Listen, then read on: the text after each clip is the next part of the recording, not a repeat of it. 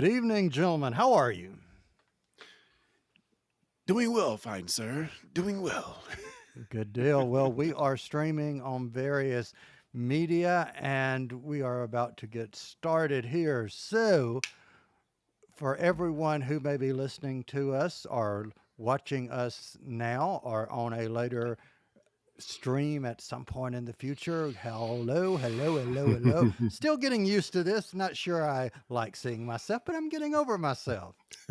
Good, good. There's nothing wrong with you, And that's all right then. and that's all right then. Yeah. So let's get into why we are here tonight, which is discussing who. So, as we always used to say, and will continue to say, well, here we go again. The Discussing Network presents Discussing Who, a Doctor Who podcast. I'm Kyle Jones, and I want to start this episode by welcoming back Clarence Brown. Mr. Brown, how are you? May the gods look favorably upon you. I'm doing well, man. Doing well. Glad to be back. Glad to be here with you guys, and hopefully we can have a fun time talking about this episode. Indeed. Lee Shackelford, how are you? Hey there. I love when we are all on the same frequency. I had written a note to be sure to open by saying, "May the gods look favorably upon us all." So Clarence and I are flying on the same beam. Yeah, I'm having a great time. We got a lot of cool things going on in life, and as always, look forward to spending some time with you guys and with everybody who's joined us for this exploration of this problematic episode. And I want to say a real quick hello to those who are in the chat, Win Grace and After the Snap Movies and TV, both of those who are YouTube channels. So please go check out YouTube, check out their channels, and give them a like and a subscribe. That, and I know they would appreciate it. But Yeah. speaking of appreciating, Lee, I'm going to go back to you. Yeah. What is something you always like telling people when we get started? We appreciate you. We always like to say that we know you got a lot of things you could be doing. Indeed, a lot of Doctor Who podcasts you could be listening to, but you've chosen to spend this time with us, and we are very, very grateful. And Clarence Brown, something you always like to add to that. What might that be? I say, quit sleeping on the job, guys. We have a call to action here. So you can support this show by subscribing, leaving a review, and most importantly, telling a friend. If you have a review idea or anything else you want us to know, please send that into at discussing who on any and all social medias or discussing who at gmail.com. So I am excited about getting into Sleep No More. That is the reason we are here tonight, or one of the reasons that we're here tonight. Yeah. But primarily the reason we're here tonight is to review Sleep No More. And we have talked about Sleep No More for years, talking about when we get to Sleep No More, how much we all disliked Sleep No More initially. So I'm curious when we get to our review if our opinions have changed. But we are here for some news. The second Doctor Who Series 14, Season 1, 2024 series, we will Whatever call it it. is. New trailer landed. So before we talk about the titles, any additional thoughts in this second trailer that we got to see this past weekend? Clarence, what do you think? Any other additional thoughts? If it's the same trailer I'm thinking about, butterflies, I think is the main thing that I get from it, and not butterflies in my stomach. The wave of time and all the stuff that causes is kind of what I got from it. But yeah, is that the trailer you're talking about? Because I know we had two. Well, we had two in a row. The first one had a lot more scenes from the Christmas special, and then the Yeah. second one had minus the Christmas special scenes Mm. with him introducing, saying, "Are you ready?" and then ending with, "And this is just the beginning." Yeah, it looks like it's a lot of action, a lot of fun. I think they're letting Shooty just, have fun with this and being, seemingly magnetic from the trailer. It definitely has me wanting to watch these episodes as soon as possible, and hopefully they keep the fun factor up because that's kind of what I'm feeling from his Doctor so far. All right, Lee, what about you? What do you think? Yeah, I agree. I feel like they're emphasizing the fun, that he's going to be fun, and I think the life weary doctor thing may have run its course in Mm. the new series. That we're kind of back to the doctor that as we've known him. I don't know, maybe the fourth doctor, maybe more like that. Just sort of, hey, let's just go over here. Let's go. Hey, you've never seen this. Let's go. Yeah. That kind of thing. We got that from 10, 11, and 12 sometimes, but it'd be interesting to see. And I'm So, actually going to give Jodie Whittaker's 13th Doctor a nod too, because I think, minus the writing, her Doctor could have been and was in some ways that looking for fun and mhm, fascinated and wondrous, you know, personality. that's true. Yeah. Yeah. She didn't seem to have the weight that the others did. That's right. Yeah. There is a point at which the doctor has to remember that they didn't actually destroy Gallifrey, and as they had believed for so long, or they undid that. Yes. Yeah. So, yeah. All right, so let's get into the reveal of the titles. So as I see them here, we start with, and let's take it from the top, Space Babies.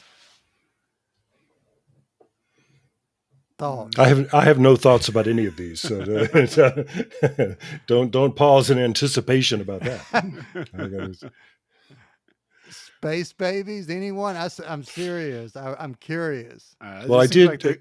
Oh, go ahead, Lee. I'm sorry. I did read a comment on social media where somebody said, "Yeah, didn't we just had babies? So do we? Why we got to have babies again?" So Yeah, that's that's all. what I was thinking too, Lee. Okay.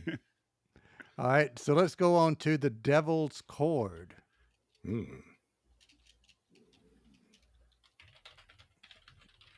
Mom's the word. Silence has fallen. Yeah. Right. All right. Am I really feeling from you You guys? you The, tell us what you think, man. You seem to Yeah. have thoughts about these. Right. I don't know if I do. all You right. brought it up. Okay. So, Space Babies. Not really sure what that's going to be.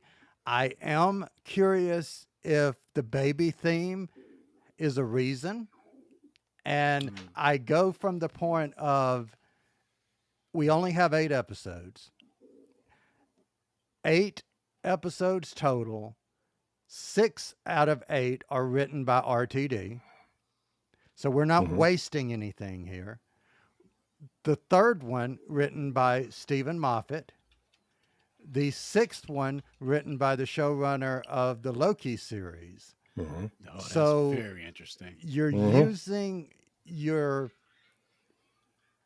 time wisely. And I remember when, and I may have been the one to say this, when we found out the titles, The Star Beast, which made sense to me, The Wild Blue Yonder, which made no sense to me, and Mm. then The Giggle, and I'm like, this is the 60th anniversary. Why The Giggle? But Mhm. when we watched it, it made I see. perfect sense. Sure. Okay. Now, S- I was Thoughts? going to. I wonder if the Devil's Chord might be the Beatles episode. I think that's pretty much a given. I think you're Yeah, right. guitar chords maybe. Yeah. Well, once again, looking at social media, I have been amazed, and I felt very, very old because I have seen multiple people saying, "Oh, this one that's going to be like an origin story for Ruby Sunday. That's probably the Beatles episode because of the song Ruby Tuesday." And I'm going, Mm. "That was the Rolling Stones. Uh, somebody help me." Anyway, whatever. And I don't think we're going to visit the 60s Beatles in one episode and the 60s Stones in another. I don't think. But I am feeling more and more like this character that's coming in, that's the bad character of this particular episode, and has Mm. been described like back in 2023 as one of the most dangerous adversaries the Doctor will ever face. Mm. I'm wondering if this character is responsible for things like the song that we saw in the last episode with the goblins, Mm. the musical number in the Giggle where the toy maker is doing the Spice Girls dance. I'm curious if that's what's Interesting. going on That's because very interesting. Yeah. we see the Doctor having a lot of fun and we see what I think the Doctor singing at some point. So once Mhm. again, Shooty gets to show off his musical talents again. So I'm actually really looking forward to the Devil's Chord. The next one up, boom, Stephen Moffat. Thoughts? Could have River Song. Could have River Song. I'm just Just saying. saying, Stephen Moffat, one word titles. He Blink, anybody? Yeah. Yeah. So I'm of any of those in the first slot of stories. I think I am more have more expectations from Boom, River Song aside, because it's Yeah. Moffat and RTD working together in tandem, and Mm. that's just like gold to me. So that's what I'm really really excited for. The next one looks spooky. 73 yards.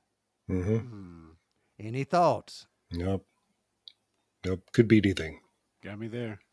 I Yep. believe this one, 73 yards, RTD has gone on record as saying is one of his favorite stories that he's ever written for Doctor Who. Interesting. Interesting. Yeah. So We shall see.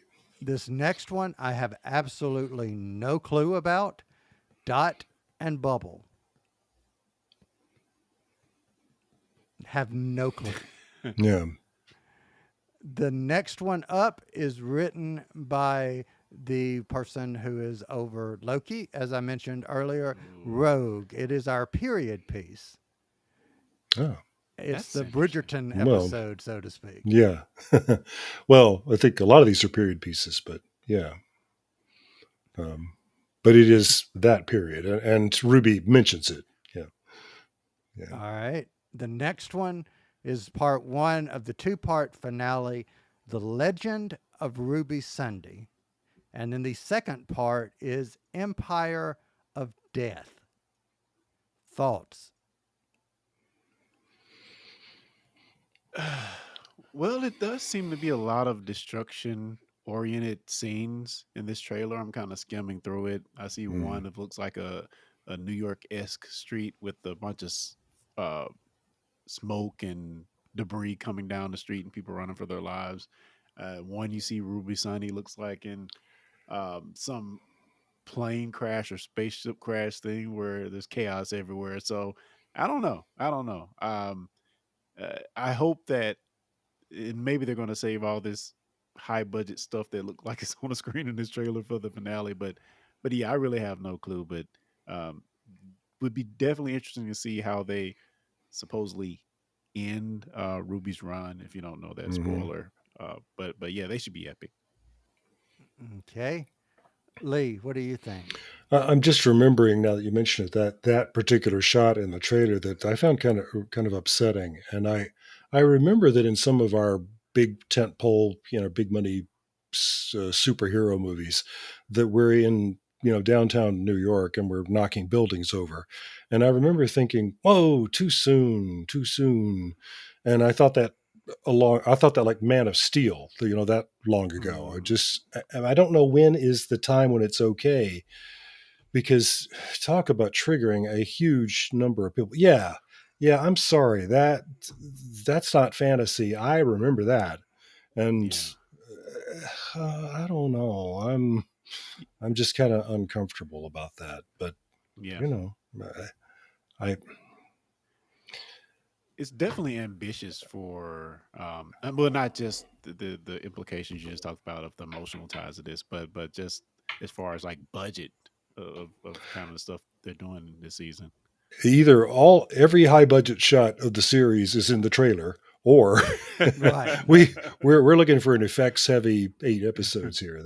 Mhm. I mean, I want to pick up a comment that Wingray said in the chat. He said he saw speculation dot and bubble refers to the dots and bubbles when sending a text. That's mhm. interesting. Yeah, I was also maybe I was thinking dot matrix and bubble memory. Mm. Same kind of thing. That would put it in a certain time period, Hmm. or not too distant past, but still. So yeah, probably about computing and in some way, shape, or form. I think about Now, Wasn't text messaging or whatever. Yeah. wasn't there a robot in one of these scenes in the trailer, if I'm remembering correctly? hmm, I need to I find usually it remember robots. Yeah. because it was something in there that reminded me of the Capaldi episode with the smile yeah, robots. well, him and Mm. Bill. Yeah, yeah, it reminded me of that. I need to go find the Oh. image. You know, dot and bubble could be, if it's a period piece, maybe, I think, and Clarence, correct me, the .com bubble that burst. Yeah, That. Oh, that that's makes another sense. dot and bubble. Yes. Hmm. Interesting. Interesting. Maybe. Huh. Now, one thing I do find interesting about, and this just seeing these cards and the pictures all next to each other. Mhm. So there is a person that they show in the trailer that people are speculating might be a younger Mrs. Flood, maybe, maybe not. Clarence, I know you're watching the video. I think you just saw it. She has long blonde hair. Wondering Hmm. if that character might be the person that left Ruby on the at the doorsteps, as Oh, so okay. to speak. The proverbial doorstep. Yeah. Huh. Possibly. Interesting. What if she is extraterrestrial and has something to do with the space babies? Maybe she's a recurring villain or a Hmm. recurring person. Maybe she has something to do with the space babies. Maybe Ruby is actually a space baby, Hmm. perhaps. Yeah. Hmm. The other thing that I find interesting is we see Ruby for the first time, and what is happening when we first see Ruby? She is being interviewed for a television show, and what do Hmm. we see for the Legend of Ruby Sunday? A television camera. I Mm. find that I see. really interesting. Hmm. So, and maybe this is mere speculation. Oh, that Well, is mere speculation. yeah. That's all we can do at this point. Indeed. But you know what else we can do at this point is say one more thing. Once Hmm. again, there's a picture of, if for anyone watching the live stream or watching it later, there is an image of the 15th Doctor that we have seen in every trailer almost, even introducing the 60th anniversary. We have not seen this clip yet, but it was in trailer number 2 again. So, what does this mean? RTD keeps showing us this image of Shuti just opening his eyes and, this close up of his face. What does it mean? Hmm. I think it means episode 1. I Maybe mean, so. seriously, that I think it just means this is the beginning. I'm waking up, and so are you. Let's go. Mm. I don't know. That's the way it reads to me. Well, I'm It's the glad to be start of a new awake. day. I'm glad to be Yeah. awake because we're not sleeping. I'm glad to be Hmm. awake. I So, since may it's never sleep again. indeed, indeed. So, for everyone listening, my favorite time of the night. If you have not seen Sleep No More, put us on pause, go out, watch the episode, sleep, come back, because from this moment forward, spoilers. Alrighty, the spoiler warning has gone out, and we are back to review Sleep No More. This is the 9th episode of the 2014 series of Doctor Who, first airing on the 14th of November, 2014. It starred Peter Capaldi as his 12th Doctor and Jenna Coleman as Clara Oswald. So, summary view Lee Shackelford, I'm starting with you. Some review. What say you? Well, if we have a distinct brand on discussing who, we like to say that we're the positive guys. That we're not here just to kvetch and carry on and moan about the series. And Kyle, you and I had made the joke that at the end of our previous episode, we were going to say next week the discussing who guys face their greatest challenge ever. Because we have been so open in our scorn for this episode in the past. And I got to say, watching it again, it was not as bad as I remembered. There are things about this that I genuinely like. So I look forward to talking about them. How about you, Mr. Brown? I think while you guys were, maybe a little down on this episode, I think I've always been the one to say, it's not that bad. I've seen just as bad episodes of Doctor Who. Why are we crapping on this one so bad? But yeah, I think I like this episode. There are a lot of good points, and I definitely can see some of the things they were going for, and we'll get into it. But I think they were very ambitious in some of the stuff they were trying to do. Hmm. And this I'll hold it, but this episode could make you sick if you if you watch it and you're used to the sort of the way the show is normally shot is very different in that aspect. So You mean the motion sickness of the camera the whipping around? steady cam, Yeah, found right. footage, Blair Witch-esque portion Right. of the show. It's Gotcha. definitely Yeah. different. I don't think I've seen any Doctor Who episode like it, and it's an ambitious thing to try to do. So some of the technical aspects around that I thought were pretty interesting, and how that would be shot, and camera placement and things like that to make it look seamless. So yeah, I do think even if you don't love this episode, there's definitely some great qualities about the ambition of the episode that we can get into. Mm. Here, here. So I love the fact that you said that there were ambition for the episode, because I think there was. And I think that I think there was ambition, and I think there was a good idea. And I was actually really excited to come and watch this episode again, because I have literally, other than, well, I will say I have seen this episode in its entirety once in 2014 when it aired. When Lee, you and I were on Doctor Who Podshock and reviewed it, I didn't go back and watch it again. I had no desire to go back and watch it again. So last night I sat down to watch Sleep No More. 5 or 10 minutes into it, I had fallen asleep. Shut up, man. I'm Shut not up. joking. I got up, got me something to drink. About 10 minutes later into the episode, I had fallen asleep. I watched about another 5 or 10 minutes of it, maybe, or 5. And the next thing I knew, I'm looking up and Face the Raven is on. Mhm. I purposely at that point said, I'm going to make my notes off of what I saw, because this is a testament to the story. It did not keep my Wait. attention. Wait, Apparently not. meaning that you didn't see the episode again? I saw maybe in total, with me going to sleep, Oh, come Yeah. on, man. I saw Come about on. 15, I maybe saw about half of it in total. Come on, man. You have You to were fight drawn- through it. Come on, dude.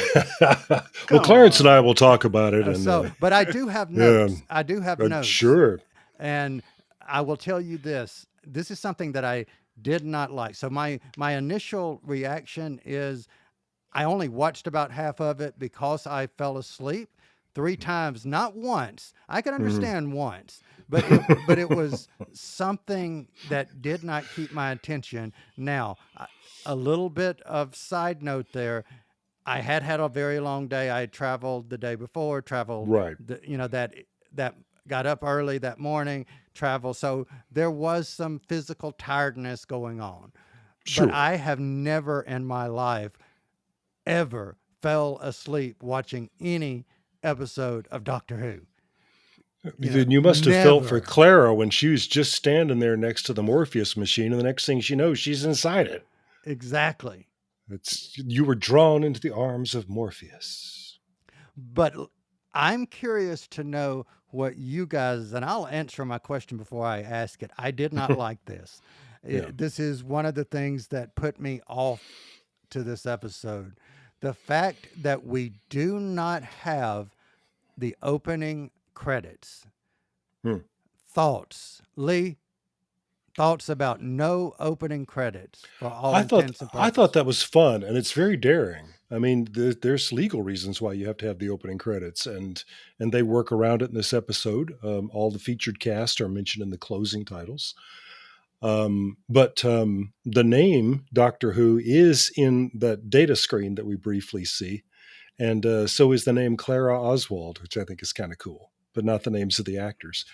Um, I just thought that was interesting. But what they're doing is they're committing to this idea that everything you see is going to be coming through the helmet cams until we learn that there is another way that the image can be seen and understood. So, and then we'll understand that in the audience, we're watching it through the point of view of the Sandmen or of the dust particles in the air that are the Sandmen, which is kind of an interesting idea in itself. So skipping the opening titles means that they committed to that from the beginning to the end. And I again, ambition, little adventurous. I really liked that. Okay. Clarence, what do you think? I think it just may have been playing into what Lee said, the whole found footage aspect of the episode. Because once you're in there, you're in there. No breaks. We're going to stick with it. So I do appreciate that. I think it lent well to what the episode was trying to do. So, if they wanted to do that, what I would have rather them have done, and this is a little breaking the fourth wall, quote unquote, so to speak, is I would have rather them walked off out of the room or out of the view of one of the viewfinders on the wall, and we're Mhm. watching the opening credits as if we're watching the viewfinder, a screen on the wall. I know that's Mm, campy. I know that's kind of like yeah, really, but that means that the show exists in the show's universe, which is yeah, that's always dicey. yeah. Yeah. So um, I Well, just didn't care for it. That just wasn't my cup of tea. well, well, in your defense, the very first thing we get on screen is Rasmussen saying, "You must not watch this." Yes, yeah, So you could yeah. say you were warned. Yeah, I was warned. yeah. Indeed. But I also think the opening like sets us up pretty well for whether you like the opening or not. We don't see the Doctor in those opening moments, and to me, it added a little bit. It added to the horror aspect of it. We're getting introduced to this ragtag of people who are going to this space station to investigate why the signal was stopped, and they're just there, and they run upon the Doctor and Clara while Yeah. they're doing their Who are just survey. doing what they do. Yeah. Yeah, I thought that was fun. Yeah. Like, You what are know, you guys we're doing here? we're referring to the cold opening. My note that I wrote down was the cold opening feels a bit "Don't Blink" mixed with, and something you mentioned, Clarence, the Blair Witch Project. That's Mhm. kind of what that felt to me. Yeah. Was the warning, "Don't blink, don't watch this," and then the camera found footage, Blair Witch. Right. It is. I think it's a fun idea. What if you are? We're going to do a base under siege story. Yep. There's no getting around that. That's what this is going to be.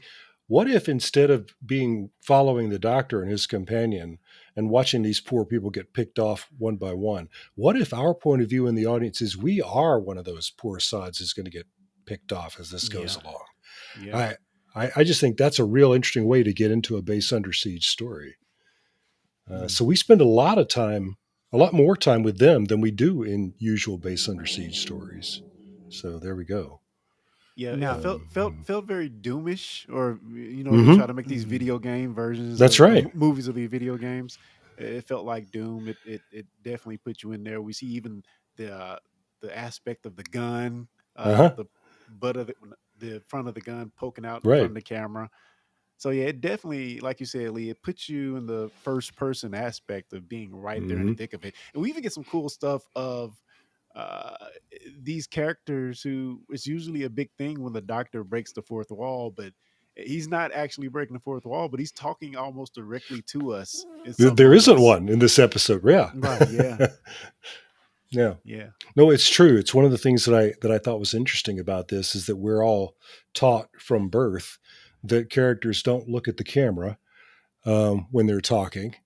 Um, but then we have Peter Capaldi sort of realizing where the point of view is, and he has to go up and you know Yes. and look at it. So we got a lot of him looking straight at us because Yes. he So knows that's where cool. the camera is. So it's just it is it's a little unnerving, and that's the point. It's really fun. Now, one thing I did write down because I was awake at the point where they do have the conversation of the head cams and nobody having, and if there's nobody cams, how do we have this footage? And they're Mm, they're figuring out that point. And I remember thinking, okay, well, if nobody's looking at each other, if we're supposed to be seeing what they're seeing, how am I seeing mhm. them?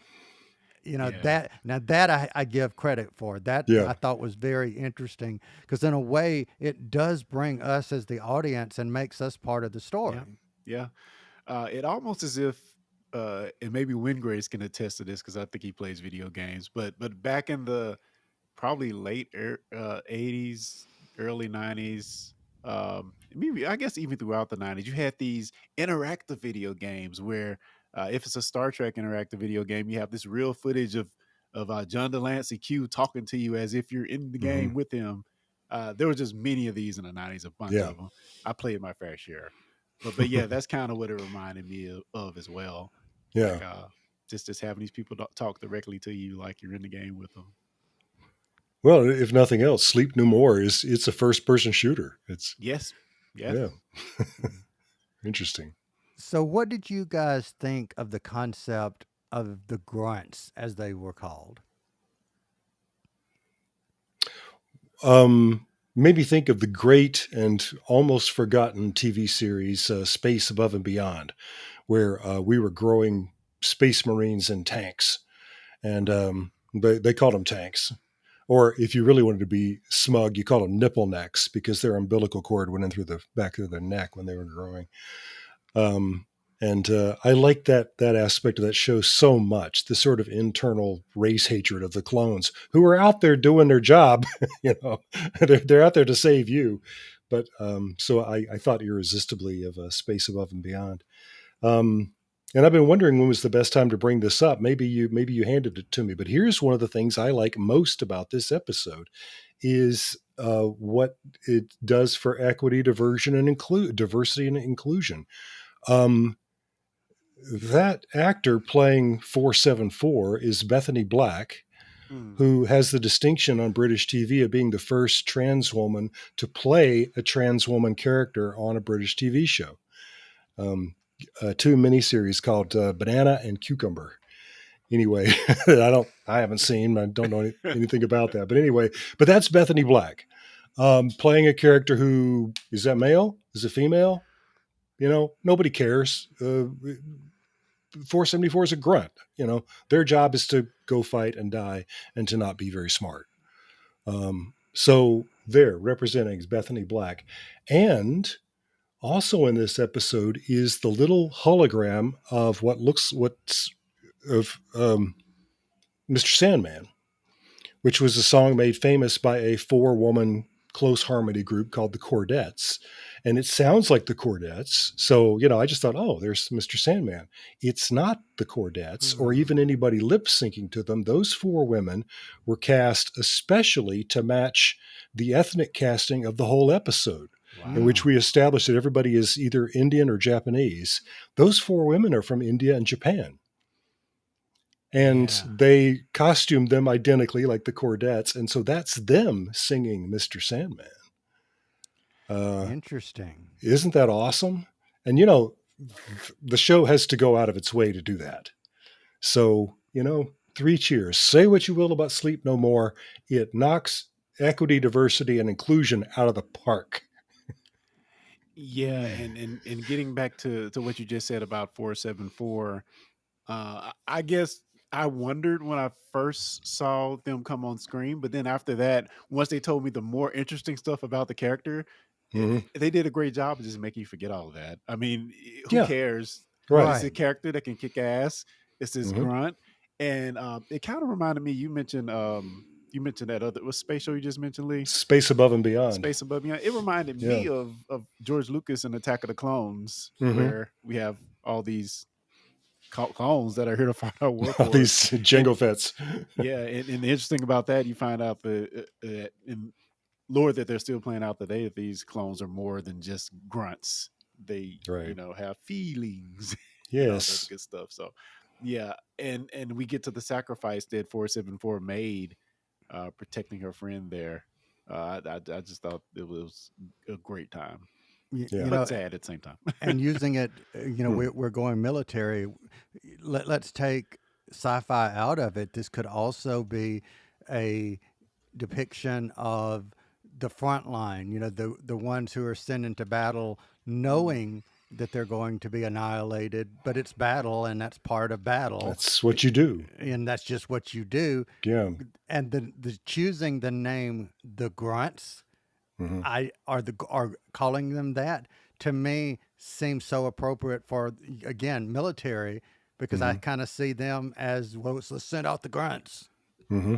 You Yeah. know, so That's been a nickname for the Marines for I don't know how long. Yeah. That's kind of scornful. Yeah. Nickname. so let's talk about the Morpheus machine and the Mm. concept of being without sleep. Thoughts? There is an Apple TV show, and I don't know the name of it, so I feel bad for even bringing Severance. it up. Yeah, Severance. So in this show, again, I haven't seen the episode, but it's like your work life is separate completely from the rest of your life. So once you get to work and once you get off, you don't remember anything that happened at work.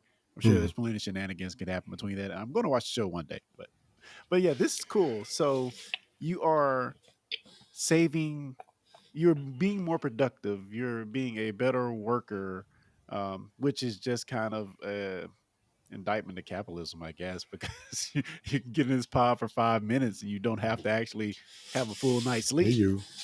So yeah, I definitely feel Chopra's pain and anguish Hmm. over the whole system, the whole machine. It's like, no, man, this is unholy.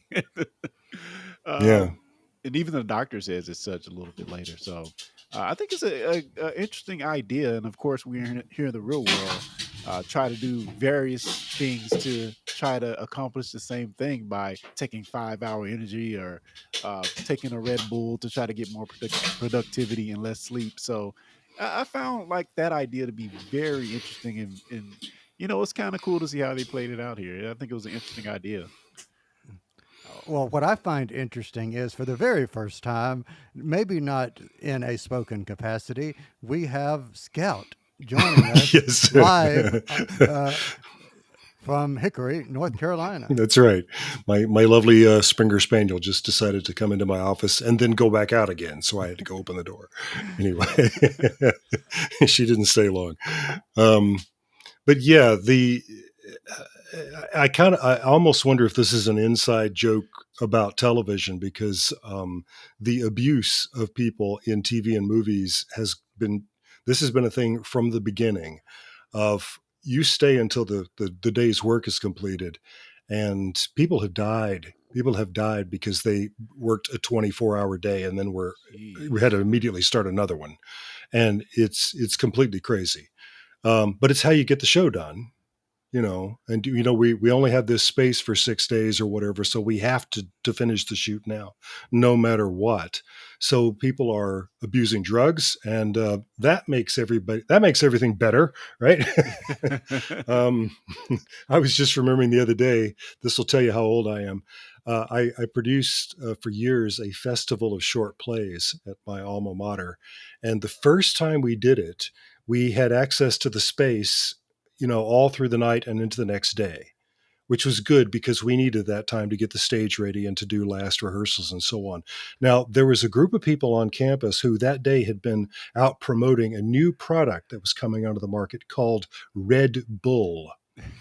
And when they left that building, they left behind all of their samples. So my kids, my college students. They said, "What is this anyway?" And I said, "I don't know." And they just left them here. And they said, "Well, can we drink them?" And I said, "Okay." So we worked throughout the night.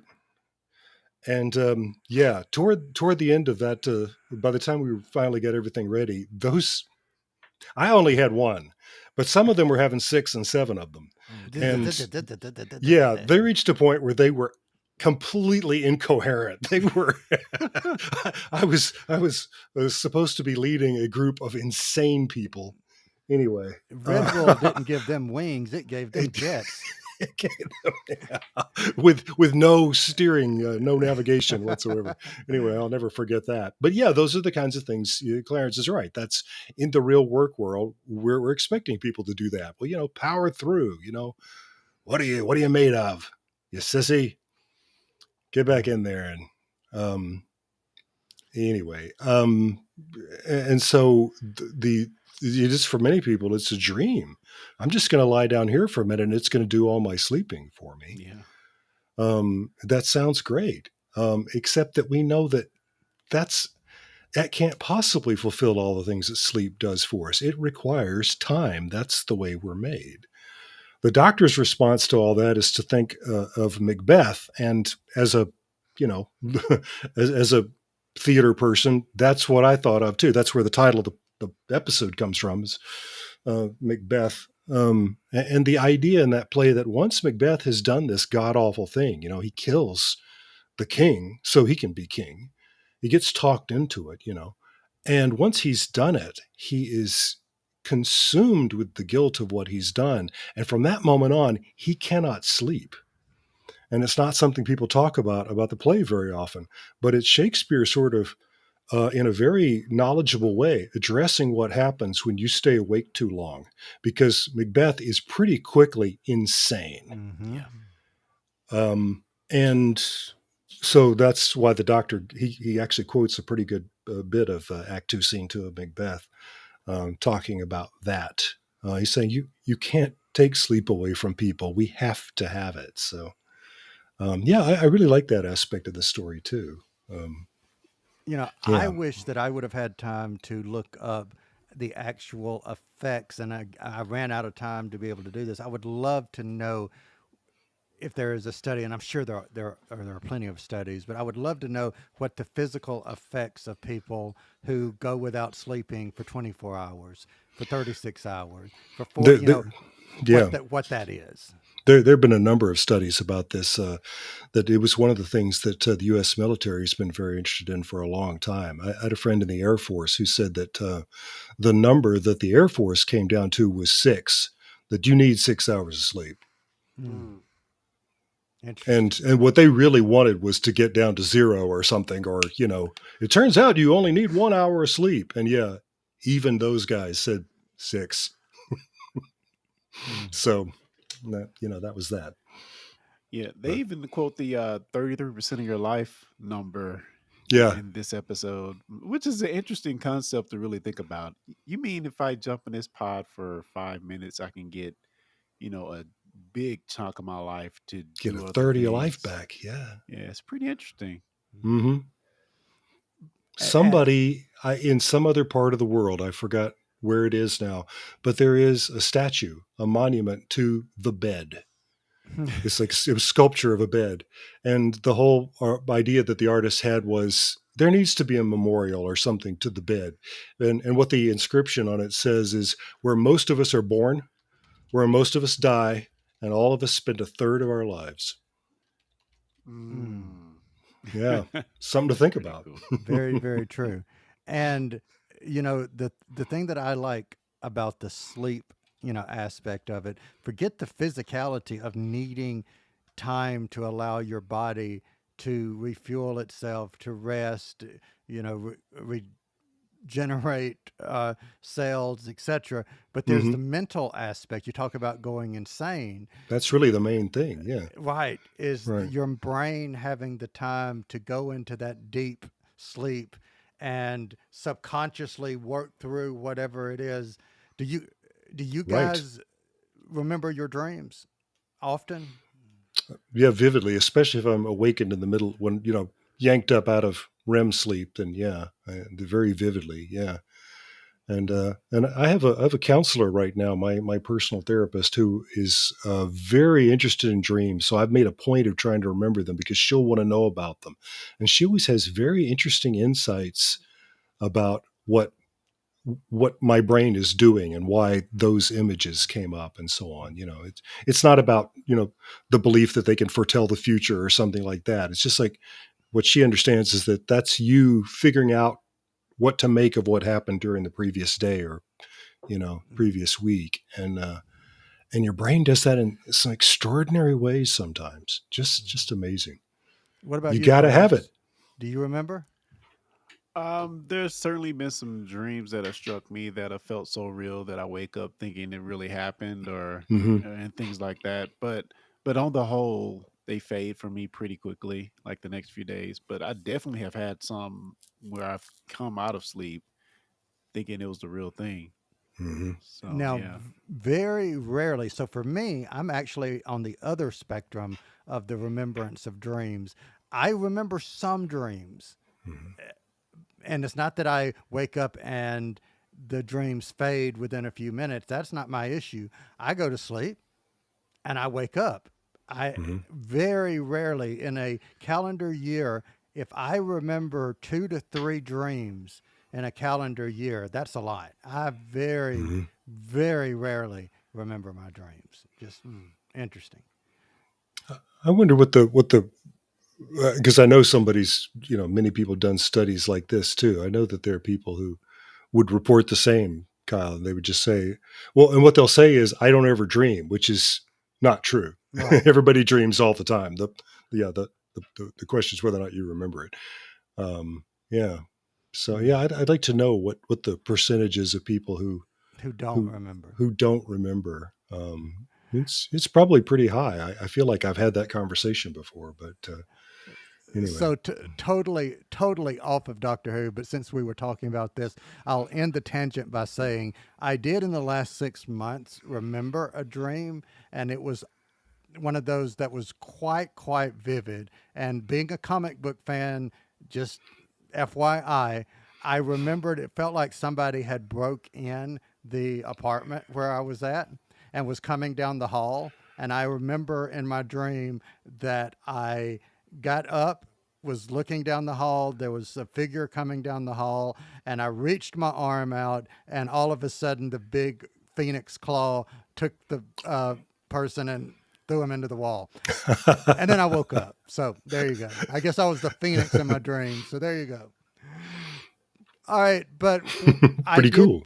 think about the name of Morpheus, the dream. I thought that was very cool. And Hmm. 2 comments talking about dreams. Our friend Wingrace says, I remember some dreams, but I also have sleep paralysis. Hmm. Our friend Tasha from After the Snap says, I usually have very vivid dreams. Yeah. And again, everybody has some kind of sleep paralysis. It's why we don't all get up and walk around when we're dreaming. So yeah, that too is extremely normal. So yeah, you're right. So, what about the sleep monsters? The Mm. idea of dust and the monsters. Thoughts about that? Clarence, why don't you go first? The monsters. I think they were a bit more than cookie cutter. I thought there was some interesting aspects of somehow the dust is linked to these beings. I still don't know if I fully understood the doctor's explanation for it. He gave us some techno babble there to kind of explain Hmm. how they exist.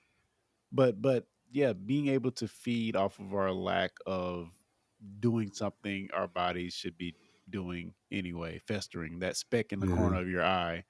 I thought there was something there that was pretty interesting, and the aspect of them being this collection of dust, or as Clara puts it, she shouldn't be naming anything, but she names them the Sandman, and Yeah. I You don't thought get to name things. it was pretty cool, and I will add that the effect of how they were shown on screen I thought was pretty interesting as well. Mm. Lee, what about you? Yeah, usually I kind of roll my eyes even on Doctor Who when it's so obviously people in suits. that Mhm. always think, are we still doing this? But I didn't mind it so much with them because it is an interesting, it takes you a while to realize that they don't have eyes and that that's going to be a story point later. But instead, they have a big mouth. And this time watching it, it struck me that that means that looks like they're yawning all the time, which is Oh. which is kind of cute. Um, I was trying to remember the word. I know that there is a name for this stuff, and the Mm. word is rheum, REHUM. And I looked it up on Wikipedia, and I love this. It says a dried rheum, and it's any kind of fluid, and you've got it going in your eyes all the time, and usually. You're blinking and you have tears in your eyes during the day, and so it just washes it away. And at night, that's not happening, so it collects. That's what's happening. Um, and But what do you call it? You know, Hmm. um, my I grew up calling it sleep. I've heard That's it referred to sleep in your eye. I've also heard it referred to as matter in your eye. matter. Uh, Interesting. I've heard it referred to as an eye booger. Eye booger. Oh, yeah. The Wikipedia article mentions that the dried room near your eyes that forms while you're asleep is commonly called sleep or sleepy seeds, sleepy Mm. buds, sleepy bugs, Ooh. sleep sand, sleepy winks, Mm. eye boogers. There you go. Sandman sand, certainly. Mm. Eye goop, sleepy dust, sleepies, eye gunk, eye crust, sleepy men. Sleepy men? Who says that? Krusty's dozy dust. I like that. Eye What? globs or sleepy dirt. Dozy dust. Get that dozy dust Just out of your eye. get that dozy dust out. Anyway, I just thought it fun that there's so many names for it because it's French and it's hard to say room. Anyway, so we'll say dozy dust instead. Yeah, that's what I'm Notice calling it Claire from didn't. now. Yeah, Claire. Yeah, that doesn't make a. Yeah, when Grace says, "I don't want sleepy men in my eye." Yeah, exactly. Or anyway. That's a good one. But Clara goes for the Sandman, which really, and again, will take us back to Marvel Comics too. You can't help but think about our Sandman and Yeah. breaking apart in the same way and that kind of thing. So, yeah. Mm. Anyway, So let me ask you this. This is for both of you. What did you like most about this episode? Mm, for me, I think it's the found footage aspect. What they were going for technically, I think was pretty interesting. All right, More Lee. meta than anything. But I thought that was an interesting way to I mentioned getting sick or being sick up top. There's a lot of like down in your face, kind of shaky cam, different angles, pointing down, pointing up. There's a lot of technical aspects of where to place the camera to make it seem like it's coming from this a certain person's point of view. So yeah. I just found all that the meta around that to be pretty interesting. And I mean, honestly, I don't think there's another, unless I'm just not remembering or it's an episode I haven't seen. I don't think there's another episode quite like this in Doctor Who as Mm. far as camera. Or much of anywhere, I don't think. Yeah. I mean, on television, it's why you got to think of the Blair Witch Project or something else like that. Yeah, me too. To me, that's what makes this episode unique and distinctive is that it's not shot as a TV show. It's shot as the chest cam record, the helmet cam Yeah. record of what actually happened. I also, as I said before, I love the idea that this is in a future where the world is about being Indian or Japanese. Cool. Yeah. You know, and Bethany Black playing the grunt. But I also really enjoyed, as long as we're going to commit to this thing about being what they see through their helmet cams, just the depiction of their tech, some of their projected touchpads and things like Yeah, that it's will appear at cool. arm's length and things like that. They're just, you don't have to do that. Yeah. And that's all there as built into the episode. But and for us fans of the classic series, the climax of the story has the Doctor saying, "When I say run, run." Run. So Yeah. it's just the second Doctor's catchphrase. So that's fun. But uh, I guess we got to talk about it. The tag to the episode tells us that none of this happened. That Mhm. Rasmussen made all this up. Wait, did it? Yeah, that's what he says. Did I miss that completely? Maybe you also fell asleep. No, I Yeah, was because there this is inattentive. yeah, well, and this is what Kyle and I carried on for a long time, way back when, about that. We just thought, wait a minute, we have a Doctor Who episode that folds back on itself at the end and says, you know, April Fool. You know what? No. Yeah. Yeah, I remember when he talked at the very end and he kind of like withered away the sand, but Uh-huh. I didn't never get that he was saying that it didn't happen. I just thought Well, he was like, "This is my final message," and I don't know. Maybe I just he missed it. says, I've tried to make it all very exciting for you. And I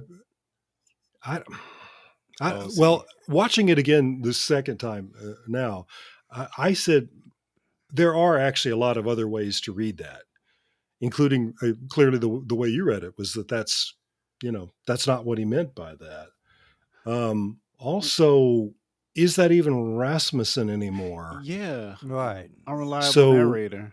yeah, so maybe we can't even trust that anyway. But so whichever the Sandman is now talking doesn't know the whole story. I don't know. I'm no longer holding a grudge against this episode that I feel like pulled the carpet out from under you at the end, because now I can see maybe that's not what that was intended to mean, and it's just unclear. And it does an interesting thing of not going back to the Doctor and Clara at the end to kind of get Correct. the wrap up of all that happened. That's right. Yeah, They're because running for their lives, and then the TARDIS goes away, and exactly, because our point of view for the episode isn't in the TARDIS. It can't be. So yeah, we can't go in there. It's great. So let me ask you guys this question. What would you, if anything, change to make this story more accessible? Personally, I don't think I would change anything because I like the artistic thing they went for there. But I think this could be a very medium or middle episode for a lot of people who hate it, simply if it was shot in the way a normal Doctor Who episode was shot. I think that might change some people's aspects to where it's not as arts. I don't know if artsy is the right word, but not as focused on the camera intention there. Yeah, and I might go the other way. That I think what doesn't work in the favor of the episode is Rasmussen's narration of him being the one telling the story. I think I would take all that out, and that this would be an episode that we found thanks to the survivors of the rescue party. Oh, that would have been good. I think that would be more interesting, because my note to myself at 17 minutes into this was, this is a better than average Base Under Siege story. Yeah, I agree. So, I don't know. So really, to answer your question, Kyle, we would change less than you'd think. So my next question, well, let me answer my own question. Yeah. I think I understand, and you guys have helped me come to this realization, and this says a lot about me. It has nothing to do with the episode. It just explains one of my fixations. My primary gripe with this episode is the missing opening credits. And that has absolutely nothing to do with the story at hand. It has Kyle didn't get what he wanted, which is his opening credits that he likes watching. Same thing with another episode that's coming in series 11, The Woman Who Fell to Earth. I hated the fact that we didn't have the opening credits. And and that called me let having it go issues or what, let it go. But I choose not to because I like my opening credits. Yeah, I could see if they did something interesting with each opening credits, and it was the Game of Thrones where they put Easter eggs in each opening credit. But The Simpsons, they do. We've had Christmas episodes where the planets were very ornaments, and we've seen Clara's face instead of the doctor. Right. So we're talking about dinosaurs, and the logo looks like reptile skin. Oh, But that's what right. percentage? Yeah. What Forgot about percentage of that. those actually are happen out of all of the shows? I'll give you the It is rare. percentage. Here's the percentage. Kyle likes the opening credits percent. That's And it. Clarence hits skip intro. So, Yeah, I do. yeah. Do you So, really? They made the button for me. Do you Exactly. no, seriously. Do you really skip the Yes. intro? Now, if Yeah. I'm watching an episode for the first time, I'm probably there for it, but I don't think I'd be mad if it wasn't there. It's probably plays for me simply for the fact that I'm probably too lazy to hit skip if I'm watching it for the first time. But definitely if it's a It's just like, rewatch, yeah. Well, because oftentimes There you're gonna goes. hear you guys have to tell me what happened. In the Right. opening time. Yeah. Like what? the Wasn't hell? the title sequence great this time? yeah. Yeah. What? Just push that dagger a little bit further in my back. Why don't you? He doesn't watch my opening credits. And Ah. you watched every one of those Chibnall opening credits too, didn't you? Yes, I did. It was Doctor Who. But that, And speaking of Chibnall, I have to ask this question before we move on. Do you attribute any changes to your like or dislike of this episode to our collective experience during the Chibnall era?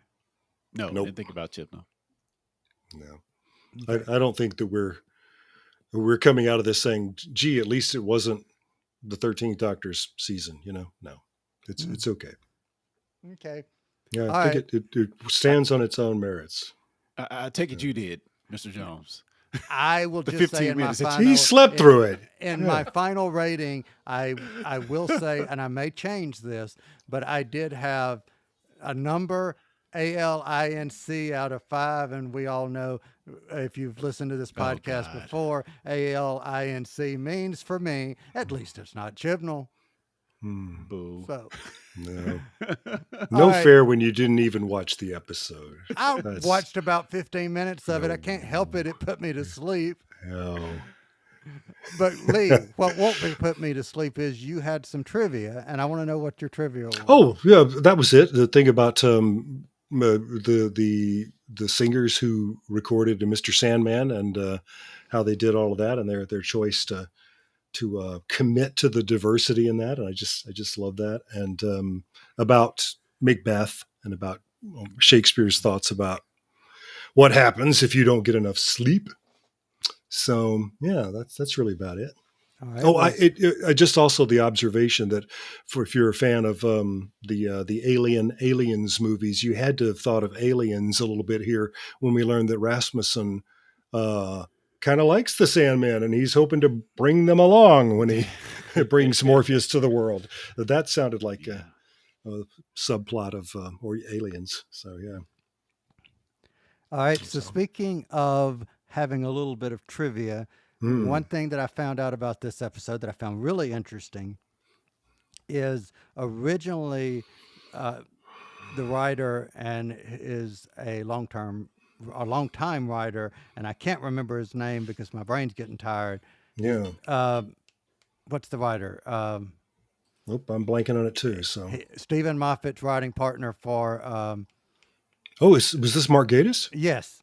Oh, Yes. okay. Margatus, Okay. yes. So he originally in series 10 thought about doing a sequel to this. But after Chibnall was coming in, Moffat was leaving. I'm sure he was thinking, my friend is leaving as the showrunner. I don't know if I'll be writing any new ones. I've always wanted to do a story about the Empress of Mars with the, the ice warriors. Yeah. So he did that story as opposed to doing a sequel to this one. Sleep Interesting. some more. Yeah. So I Yeah. thought that was interesting. What would the sequel to Sleep No More be called? But anyway, Wake up, wake up. go to sleep. I don't know. I don't know. Kyle, you owe it to your fans to watch this episode again, and I'll say 2 words to you. Red Bull. Okay. Red Bull is I did try. I hate that stuff. Okay. Well, with vodka, Yeah, All well, right. yeah, I have not tried that, so now I know. So, do either of you have any other items before we move on? Because we are, believe it or not, over an hour. Wow. And I thought we would be gone by 40 minutes. Well, the gods looked favorably upon us all. And they said, well, that's all right then. That's all right then. All right. Any other items before we get to our favorite quote? Not from me. All right. So, favorite quote. Clarence, I'll start with you. Favorite quote. Oh man, I love this bit between Clara and the doctor where Clara says, "Looks like a Japanese restaurant. Oh, have you brought me to a space restaurant?" Do what? They never put word space in front of something just because everything's all sort of high tech and futury. It's never space restaurant or space champagne or space, hat. It's just restaurant, champagne or hat. Even if it's just a restaurant. What about spacesuit? Pete it. Yeah. And then right away somebody says space pirate. Yeah. And he says, All right. Lee, Mm. what say you? well, Clarence and I have done it again. My favorite quote was, people never do that, They never put the word space in front of something just because it's high tech and futury. Yeah. Oh boy, good stuff. All right. There's so a there's a host segment on a Mystery Science Theater 3000 where they talk about that being a trope of 50s sci-fi films where they talk about open your space food and everybody drink their space drink and things like. Anyway, That's funny. yeah. So I came up, I couldn't decide between two. One of them was just snarky. The other one I just thought was really deep. One was, can I assist with your stress today? I just thought that was cool. Yeah. The other one was, sleep isn't just a function, it's blessed. I just Yeah. thought that one was really, really nice. So that That's right. was my favorite quote. Yeah. So, favorite scene, I will take that. I actually was awake and really enjoyed the point to where I'm sitting there and asking myself as I'm watching it, okay, whose actually point of view are we seeing now? That revelation, I really, really like Yeah. that. So, that's my favorite scene. Lee, what say you? The heroic self-sacrifice of 474. It made you want Ooh, to stand yeah. up and cheer, and especially after the relationship that they'd had with the other guy before, and it's just fantastic. All right, Clarence, favorite scene.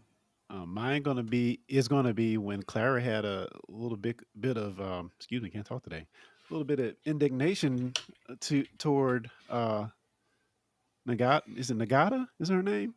Nagata. Nagato, yeah, Yeah, Nagato shoots Rasmussen, who falls back in the chair. right. Rasmussen, doctor, no! Clara, is that your answer for everything? Nagata, Yeah, did you have a better one? Mhm. Great moment. Yeah. Oh, man. I love Clara just being like, yeah, why? Right. And usually that's the doctor's role. That's this Yes. doctor's role, right? If Danny Yeah. Pink had been there, Yeah. well, Yes, I don't know. indeed. yeah. All right, Clarence, I'm going to leave it with you. Final rating. My rating is going to be 3.75 eye boogers out of 5. Mhm. 3.75. That's actually quite high. I was okay. Lee Shackelford, what We- say you? I'm giving it 3 helmet cams out of 5. Yeah. Hmm. Oh, boy. Just not all on screen at once. Just okay. All right. I'm going to tell you what my original was, and then I will tell you what I'm going to turn that into. My Okay. original, before I heard the two of you talking, was 1.5 out of 5. And I was going to say ALINCs out of 5. But And after you took a listening- point off because it didn't have the intro. I did take a point off because it didn't have the intro. I really thought that this was like lacking in execution. It was a great idea, lacking in proper execution. I still kind of think that to some degree, but I am going to raise it to 2.5. Clarence and Lee talked me out of 1.5s out of 5. There you go. So, hey, we stayed positive, and I raised my rating. What can I say? That's true. Yeah. Yeah. Good on you. Good on you.